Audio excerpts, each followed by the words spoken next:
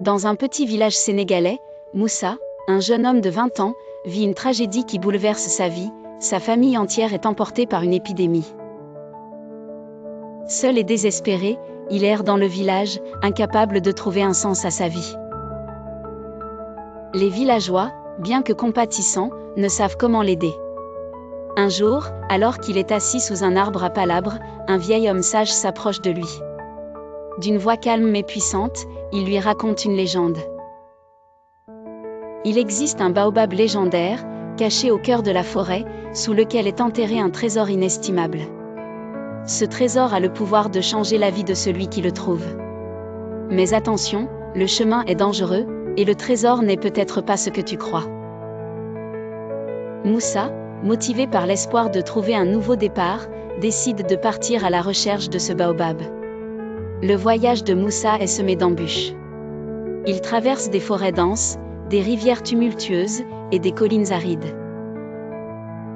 En chemin, il rencontre des animaux sauvages, des esprits de la nature, et des voyageurs mystérieux qui le mettent à l'épreuve.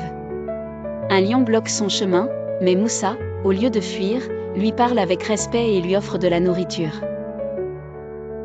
Le lion, impressionné, le laisse passer. Un vieil homme affamé lui demande de partager ses provisions. Moussa, bien que lui-même affamé, partage son dernier morceau de pain. Une tempête de sable l'aveugle et le désoriente, mais il continue d'avancer. Guidé par sa détermination, après des jours de voyage, Moussa arrive enfin devant le baobab légendaire. L'arbre est immense, ses branches s'étendent comme des bras protecteurs, et ses racines semblent plonger profondément dans la terre. Moussa commence à creuser à la base de l'arbre, son cœur battant d'excitation. Mais au lieu de trouver de l'or ou des bijoux, il découvre une boîte en bois ancienne. À l'intérieur, il trouve des objets simples mais précieux. Il trouve une photo de sa famille, un collier que portait sa mère, et une lettre écrite par son père. La lettre dit : « Mon fils, si tu lis ceci, c'est que tu as compris que le vrai trésor n'est pas dans l'or ou les richesses, mais dans les souvenirs et l'amour de ceux qui nous ont quittés.